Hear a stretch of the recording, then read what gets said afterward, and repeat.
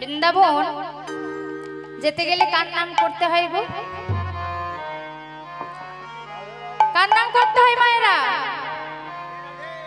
রাধে রাধে। তা বৃন্দাবন আসতে প্রথমেই বলেছে আজ এটাই মধুময়ী বৃন্দাবন, তাই আমাদেরকার বৃন্দাবন যাওয়ার দরকার নেই।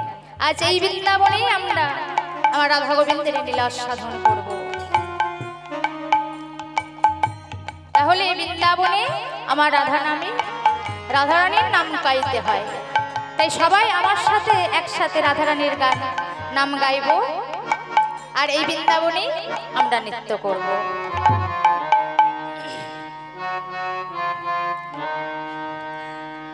একবারে রাধে বলে দুটি বাহু তুলে নাচরে মন এই বৃন্দা